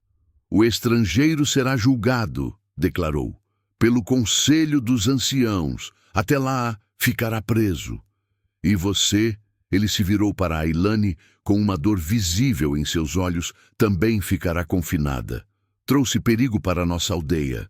Escondeu um inimigo. O conselho decidirá seu destino também. Pai, começou Ailane, mas Raoni já havia dado as costas, caminhando em direção à oca dos anciãos. 2 guerreiros se aproximaram de Rafael, agarrando seus braços. Outros 2 fizeram o mesmo com Ailane, e assim, sob o olhar de toda a aldeia, os 2 foram levados para direções opostas, separados pela primeira vez desde que haviam se encontrado. O julgamento foi marcado para 3 dias depois. 3 dias durante os quais Rafael ficou preso em uma pequena estrutura de madeira, vigiado dia e noite por guerreiros que não escondiam seu desejo de vê-lo morto. 3 dias durante os quais Ailane permaneceu confinada na oca de Iracema, sem permissão para sair ou falar com ninguém além da avó. Foram os 3 dias mais longos de suas vidas. Rafael passou esse tempo pensando em tudo o que havia acontecido, em todas as escolhas que o haviam levado até aquele momento, na ironia de ter viajado milhares de quilômetros para encontrar a morte nas mãos daqueles que deveria ter conquistado, e em Ailane, sempre em Ailane. Seu rosto era a última coisa que via antes de dormir, e a primeira que via ao acordar. Não sabia se a veria novamente.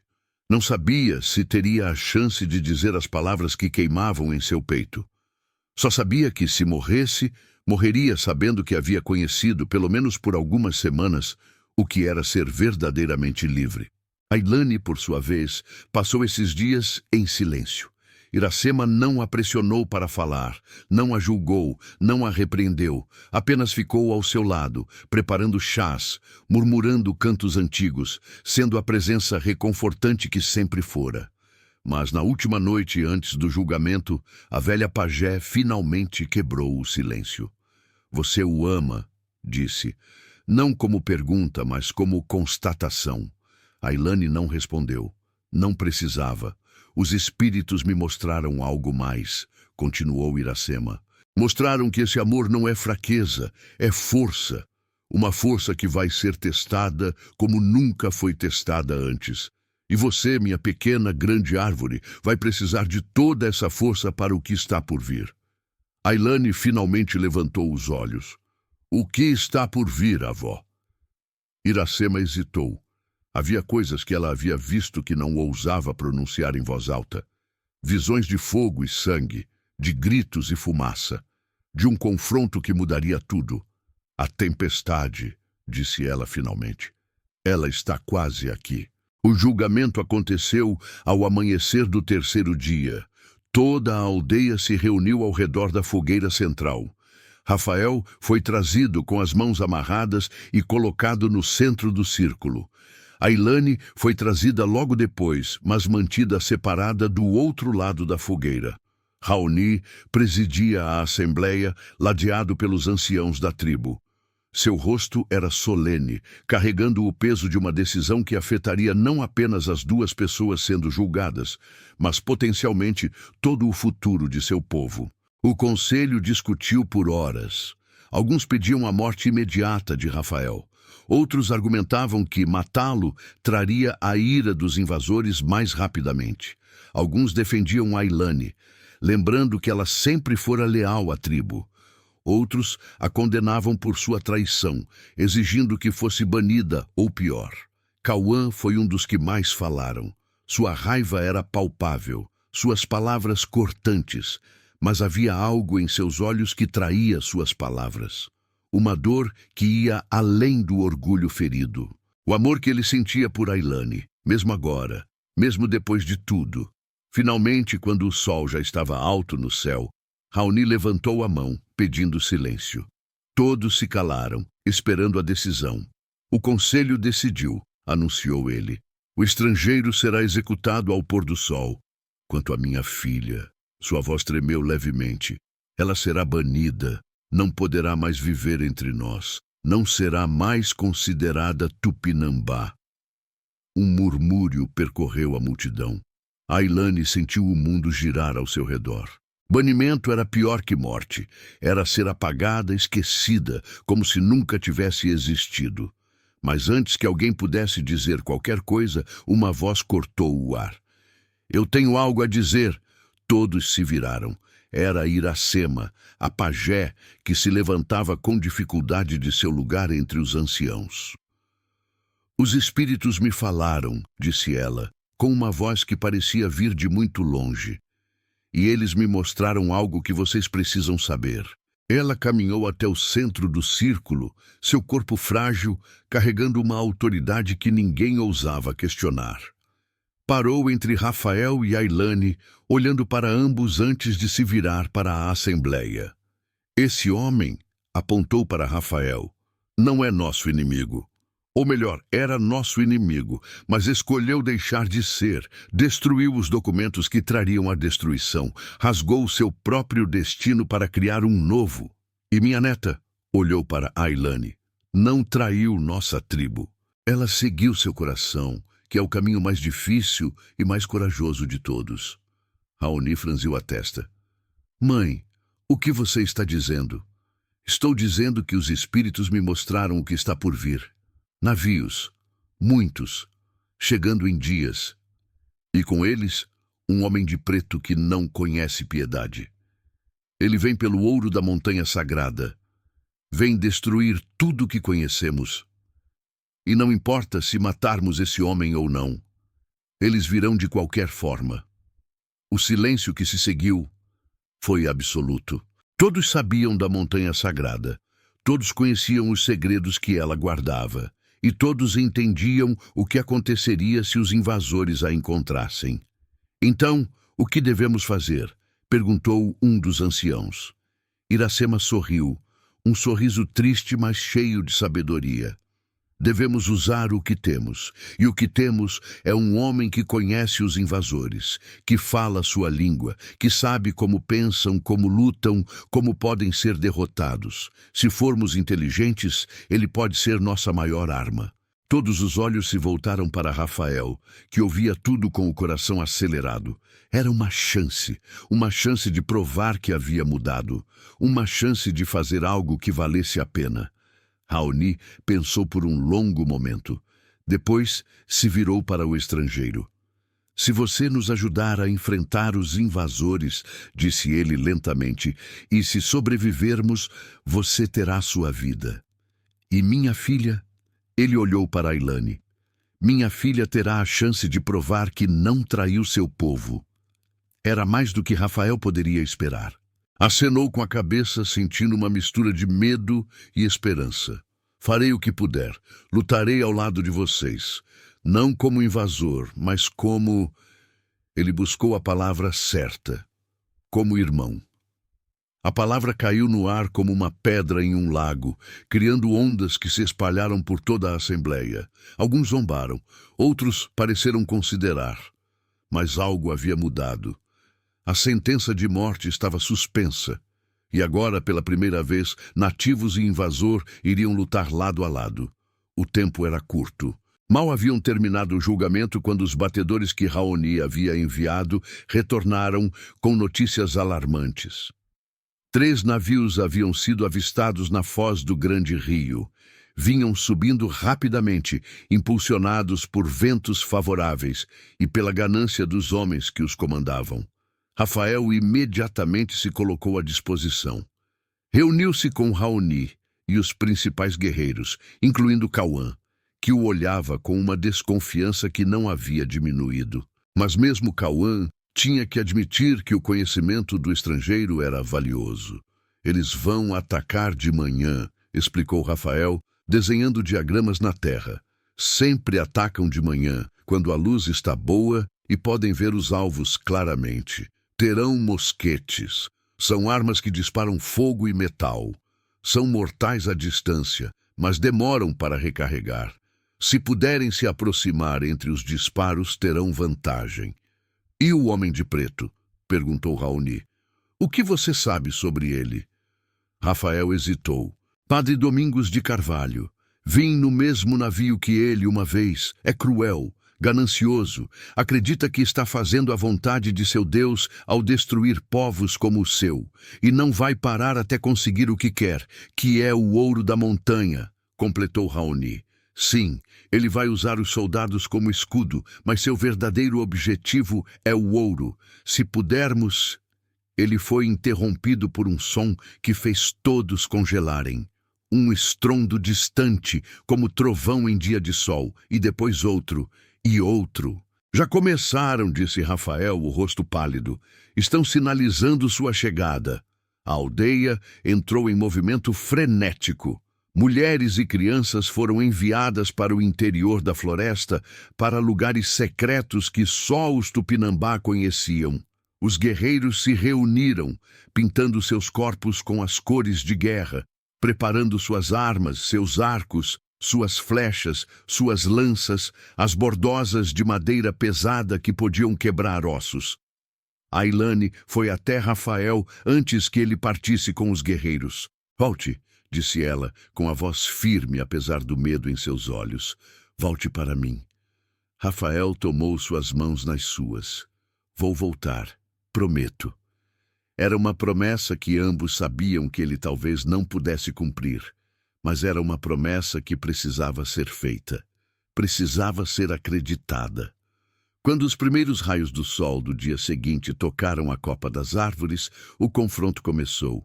Os portugueses vieram pelo rio, em botes menores que os navios haviam enviado. Eram cerca de 50 homens armados, liderados por um capitão de barba ruiva e olhos cruéis. Na retaguarda, em um bote separado, vestido completamente de preto, estava Padre Domingos. Ele não carregava arma. Carregava apenas uma cruz de madeira e uma certeza inabalável de que estava fazendo o trabalho de Deus. Os Tupinambá estavam escondidos na floresta, invisíveis entre as árvores que conheciam desde que nasceram. Rafael estava entre eles, vestindo roupas indígenas, o corpo pintado com as mesmas cores de guerra que os outros. Ao seu lado, apesar de tudo, estava Cauã. Os dois haviam trocado poucas palavras desde o julgamento. Mas na noite anterior, enquanto se preparavam para a batalha, o guerreiro havia se aproximado dele. Se morrermos amanhã, disse Cauã, morro sabendo que você a ama de verdade. Rafael não respondeu. Não havia palavras adequadas. Mas se você a machucar, continuou Cauã, eu volto dos mortos para te matar. Era o mais próximo de uma bênção que Rafael poderia esperar. O primeiro bote encalhou na margem. Os soldados desembarcaram, formando uma linha defensiva, os mosquetes apontados para a floresta.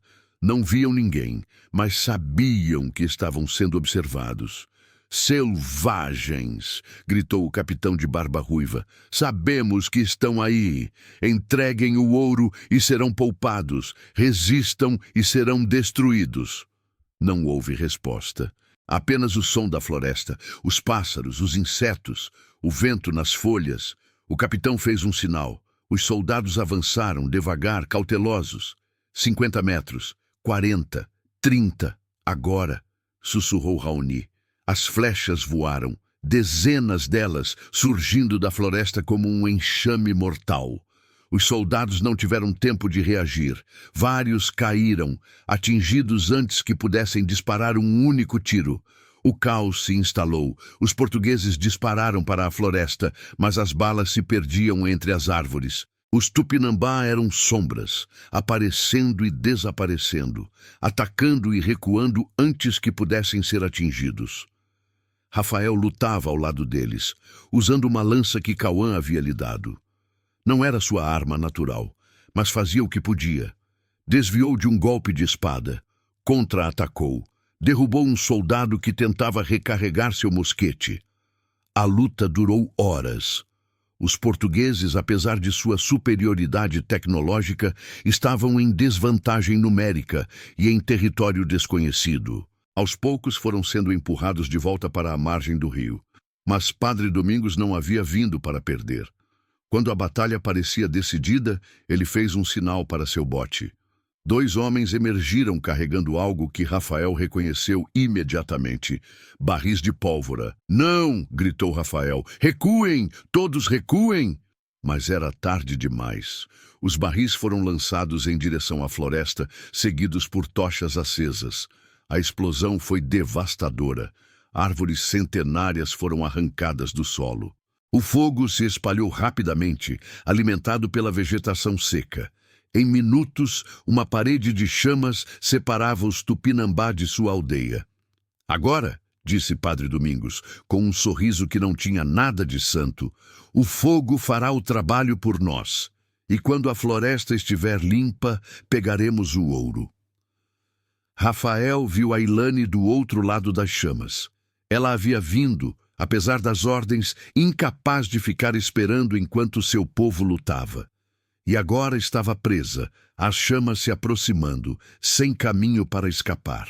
Sem pensar, ele correu em direção ao fogo. Ouviu gritos atrás de si, chamando-o de volta. Mas não parou. Não podia parar. As chamas eram uma parede viva, crepitando, devorando tudo em seu caminho. O calor era insuportável, a fumaça sufocante. Mas Rafael continuou, cobrindo o rosto com um pano molhado, avançando metro a metro em direção ao lugar onde havia visto Ailane. Encontrou-a protegendo Iracema, que havia se recusado a deixar a aldeia. A velha pajé estava fraca, mal conseguindo ficar de pé. Ailane a sustentava, procurando desesperadamente uma saída que não existia. "Ailane!" gritou Rafael através da fumaça. Ela se virou, os olhos arregalados de surpresa e alívio. "Rafael, você veio!" "Claro que vim! Prometeu que voltaria!" Ele pegou Iracema nos braços, sentindo quão leve ela era, quão frágil. Ailane segurou sua mão e juntos começaram a procurar um caminho através das chamas. Foi então que Cauã apareceu. O guerreiro havia seguido Rafael, sem que ninguém percebesse. E agora, com seu machado de guerra, abria caminho através de uma seção do fogo, onde as chamas eram menos intensas. "Por aqui!" gritou ele. "Rápido!" Os 3 seguiram, Rafael carregando Iracema, Ailane segurando sua mão, Cauã na frente abrindo o caminho. O fogo rugia ao redor deles como uma fera viva tentando devorá-los. "Quase lá", disse Cauã. "Mais um pouco." Foi quando a árvore caiu. Um tronco imenso, consumido pelas chamas, desabando exatamente no caminho deles. Cauã reagiu por instinto, empurrando Rafael e Ailane para trás. Mas não teve tempo de sair do caminho. O tronco o atingiu em cheio. Cauã! O grito de Ailane cortou o ar. Ela correu até ele, tentando levantar o tronco que o prendia. Rafael colocou Iracema no chão e foi ajudar. Juntos, conseguiram movê-lo o suficiente para arrastar Cauã para fora. O guerreiro estava gravemente ferido, queimaduras em todo o corpo. Uma perna em um ângulo impossível, sangue escorrendo de ferimentos que não podiam ser vistos. Vão, disse ele com a voz fraca. Não há tempo. Não, disse Ailane, as lágrimas correndo por seu rosto manchado de fuligem. Não vou te deixar. Cauã olhou para ela e, apesar de toda a dor, sorriu. Você me deixou há muito tempo, disse ele. Quando olhou para ele, ele apontou para Rafael. Esse é o seu destino. Eu sempre soube. Só não queria aceitar. Cauã? Cuide dela, disse ele, olhando para Rafael. É tudo o que peço. Rafael acenou com a cabeça, incapaz de falar. Cauã virou a cabeça para olhar as chamas que se aproximavam. Agora vão. Eu vou segurar o fogo. Era impossível, é claro. Um homem ferido não podia segurar o fogo, mas havia algo nos olhos de Cauã que dizia que ele tinha feito sua paz, que havia encontrado seu momento de redenção. Com o coração despedaçado, Ailane beijou a testa do guerreiro que havia amado como irmão, mesmo que nunca pudesse amá-lo como esposo. Depois, levantou-se, pegou a mão de Rafael e juntos carregaram Iracema para fora do inferno. Atrás deles, Cauã começou a cantar. Uma canção de guerra antiga que os guerreiros Tupinambá cantavam quando sabiam que estavam indo para a morte. A voz dele ecoou através das chamas, forte e clara, um desafio final contra o fogo que vinha consumi-lo. Quando finalmente emergiram do outro lado, o sol estava se pondo. A floresta ainda queimava, mas o vento havia mudado de direção, levando as chamas para longe da aldeia. E na margem do rio, uma cena inesperada os aguardava. Os Tupinambá haviam vencido. Os poucos portugueses que restavam haviam se rendido. Seus botes estavam afundados, suas armas confiscadas, e no centro de tudo, sendo mantido pelos guerreiros, estava Padre Domingos de Carvalho. O homem de preto havia perdido toda a sua arrogância. Ajoelhado na lama, com as vestes rasgadas e o rosto sujo, ele parecia muito menos ameaçador do que nas histórias que eram contadas sobre ele. Raoni se aproximou de Rafael e Ailane, seus olhos cheios de perguntas ao ver a ausência de Cauã. Ailane apenas balançou a cabeça e o cacique entendeu. Fechou os olhos por um momento, honrando silenciosamente o guerreiro que havia dado sua vida por sua filha e pelo estrangeiro que ela amava. "O que fazemos com ele?" perguntou um dos anciãos, apontando para Padre Domingos. O padre começou a implorar. "Misericórdia! Clemência! Sou um homem de Deus! Vocês não podem!" Rafael se aproximou dele, olhando-o nos olhos. "Você veio aqui para roubar e matar. Queimou a floresta. Matou nossos..." Ele parou percebendo o que havia dito. Nossos. Não mais eles. Nossos. Matou nosso povo. E agora implora por misericórdia? Padre Domingos olhou para Rafael com um ódio que queimava mais que as chamas que ele mesmo havia criado. "Traidor", cuspiu. "Você traiu sua coroa, sua fé, seu povo." "Não", disse Rafael. "Encontrei um novo povo, um novo caminho, uma nova fé, uma que não precisa destruir para existir." Raoni se aproximou, colocando a mão no ombro de Rafael. "Ele morrerá", disse o cacique, olhando para Domingos, "mas não como vingança, como justiça, pelo fogo que acendeu, pelas vidas que tirou, pelo guerreiro que perdemos." Padre Domingos foi executado ao amanhecer do dia seguinte, não com crueldade, não com ritual, mas com a eficiência de quem remove um perigo. Seu corpo foi jogado no rio para ser levado pela corrente para longe daquela terra que ele havia tentado destruir. os outros portugueses foram poupados. Rafael argumentou que matá-los traria mais expedições de vingança. Raoni concordou. Foram colocados em um bote e mandados rio abaixo, com uma mensagem clara. Esta terra estava protegida. Quem viesse com intenções de conquista encontraria o mesmo destino. Nos meses que se seguiram, a aldeia foi reconstruída. A floresta, aos poucos, começou a se regenerar, com brotos verdes surgindo do solo queimado.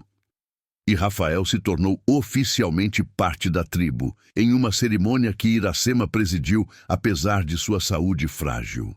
O casamento com Ailane aconteceu em uma noite de lua cheia, sob as mesmas estrelas que haviam testemunhado seu primeiro encontro. Não foi uma cerimônia portuguesa, nem uma cerimônia totalmente tupinambá. Foi algo novo, algo que nunca havia existido antes. Uma união de dois mundos que nunca deveriam ter se encontrado, mas que haviam criado algo mais forte juntos do que jamais poderiam ser separados. Raoni presidiu a cerimônia, dando sua bênção à filha que ele quase havia perdido. Iracema cantou as canções antigas, mas também abriu espaço para novas palavras, novas promessas, novas esperanças. E quando Rafael e Ailane finalmente ficaram sozinhos, na pequena oca que agora era deles, ele disse as palavras que havia guardado por tanto tempo. "Eu te amo", disse em português. Ela sorriu e respondeu em tupi. "E eu amo você." Não precisavam da mesma língua. Nunca haviam precisado. 1 ano depois, nasceu o primeiro filho. Uma menina de pele cor-de-mel selvagem e olhos que eram uma mistura impossível de verde e castanho. Chamaram-na de Aurora, um nome que existia em ambas as culturas, significando o amanhecer de um novo dia. E daquela criança, daquela união impossível, descenderam gerações de brasileiros que carregam em seu sangue a herança de dois mundos. Pessoas que caminham pela terra com a sabedoria da floresta e o conhecimento do mar. Pessoas que provam a cada dia que o amor pode superar qualquer barreira que os homens criem. A história de Ailane e Rafael foi passada de geração em geração, primeiro como canções ao redor de fogueiras, depois como lendas sussurradas e, finalmente, como verdade guardada nos corações de todos aqueles que descendem deles. E até hoje, dizem os mais velhos, quando o vento sopra de certa forma pelo rio Amazonas, é possível ouvir ecos de uma canção antiga. Uma canção de amor que não conhece fronteiras.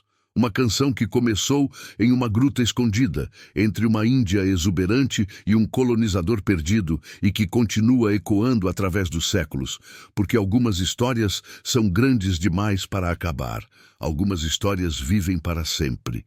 E assim termina a história de Ailane e Rafael. Duas almas que o destino colocou em lados opostos de uma guerra e que escolheram o amor quando tudo dizia que deveriam escolher o ódio. Se você chegou até aqui, muito obrigado por ter vivido essa jornada épica conosco. Deixe nos comentários o que mais incendiou seu coração. Foi o momento em que Rafael rasgou o documento de extermínio? Foi o sacrifício de Cauã, o guerreiro que amou Ailane até o fim? Foi a união de dois mundos no nascimento de Aurora? Queremos saber qual cena tocou mais profundamente sua alma. E não esqueça de deixar seu gostei neste vídeo, se ele queimou sua alma. De se inscrever no canal Raízes de Amor para mais histórias que exploram as origens apaixonadas do nosso Brasil. E de ativar o sininho para não perder nenhuma das nossas narrativas de amor e coragem.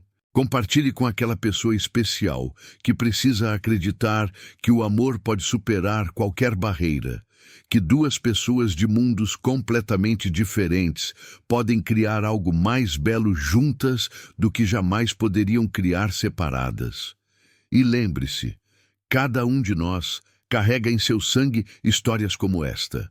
Histórias de encontros impossíveis, de amores proibidos, de coragem que desafiou impérios. Somos todos filhos dessas raízes entrelaçadas. Nos vemos na próxima história, onde mais uma vez mergulharemos nas raízes profundas que formaram este país chamado Brasil. Um abraço no coração de todos vocês, guardiões de memórias e acreditadores no amor verdadeiro. De que cidade você está nos assistindo? Conta pra gente nos comentários.